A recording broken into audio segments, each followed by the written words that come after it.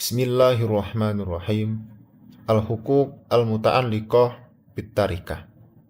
Hak yang berkaitan dengan harta peninggalan mayit.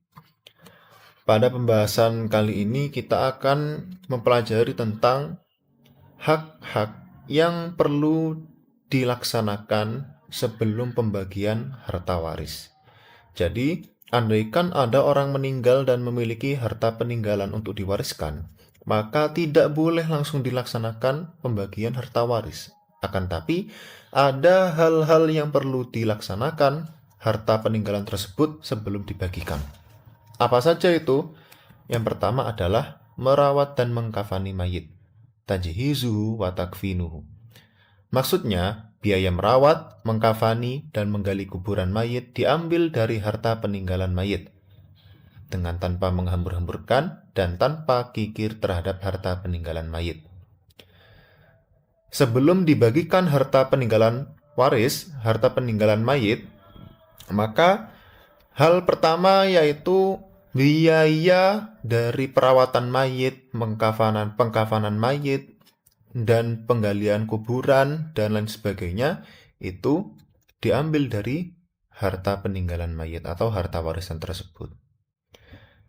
Yang dimana dengan syarat tidak boleh menghambur-hamburkan dan juga tidak boleh pelit atau kikir terhadap pengelolaannya. Contoh, menghambur-hamburkan harta.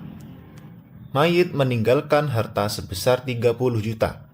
Secara umum, biaya perawatan yang diperlukan maksimal sampai 5 juta. Akan tapi ahli waris yang mengurus jenazah mayit menghabiskan harta peninggalan mayit sebesar 10 juta. Nah, ini dinamakan sebagai pemborosan atau menghambur-hamburkan harta. Yang pada umumnya dihitung-hitung maksimal itu 5 juta, nggak sampai lebih dari 5 juta. Tapi kok ketika pengelolaannya sampai tembus dari 5 juta sampai 10 juta, maka hal tersebut tidak dibolehkan.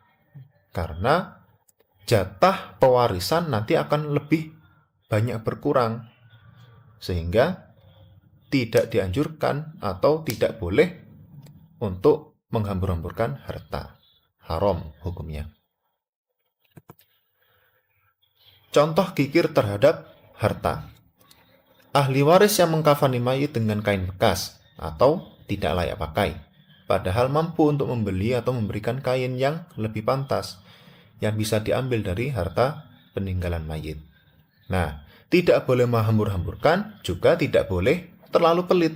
Andaikan, ini sudah ada kain kafan, sedangkan kain kafannya sudah kondisi buruk, seperti bolong-bolong, kemudian sudah sangat kusut sampai warnanya tidak lagi putih, misal.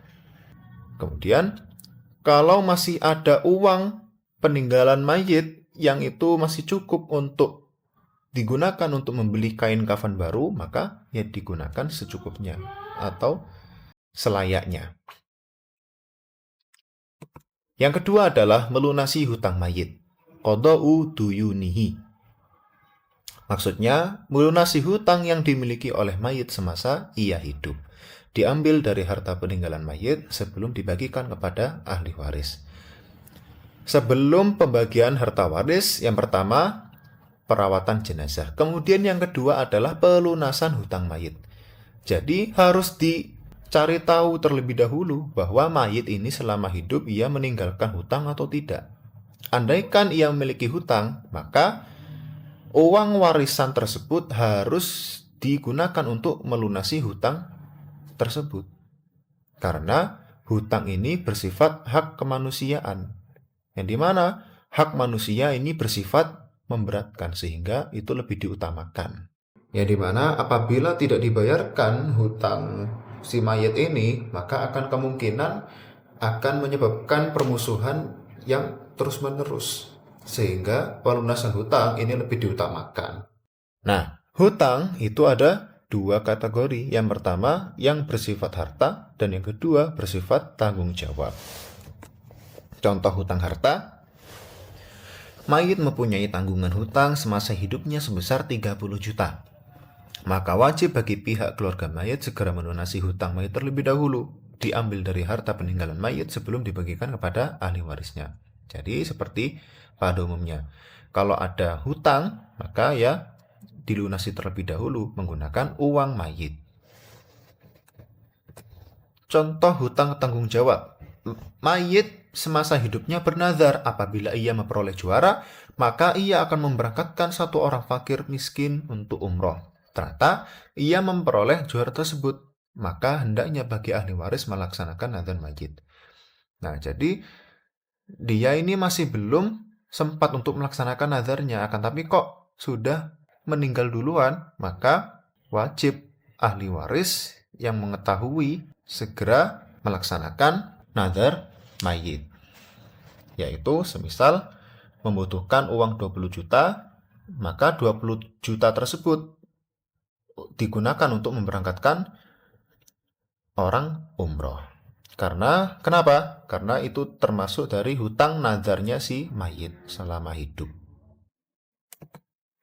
Yang ketiga, melaksanakan wasiatnya mayit.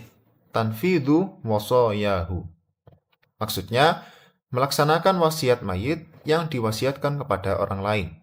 Batas pengeluaran maksimal untuk memenuhi wasiat mayit adalah sepertiga dari sisa harta peninggalan mayit setelah perawatan jenazah mayit dan melunasi hutangnya.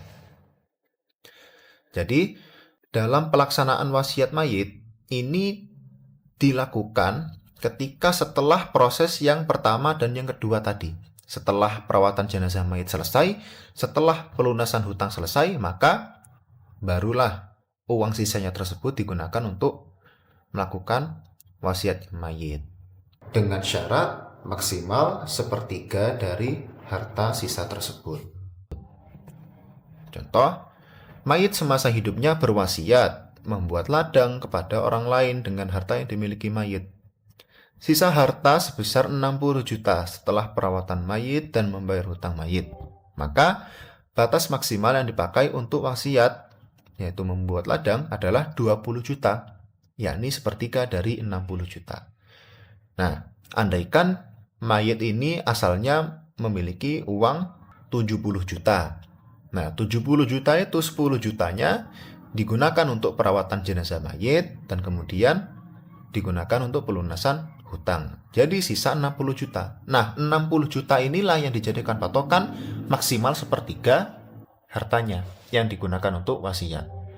Bukan dari sepertiga 70 juta, akan tapi sepertiga dari 60 juta, karena sisa dari proses yang pertama dan yang kedua tadi. Nah, sehingga sepertiga di sini adalah 20 juta. Nah, maka 20 juta inilah patokan maksimal wasiat mayit. Nah, andaikan mayit ini berwasiat lebih dari sepertiga, bagaimana? Maka yang perlu dilakukan ya maksimal sepertiga saja, sedangkan sisanya tidak perlu dilaksanakan.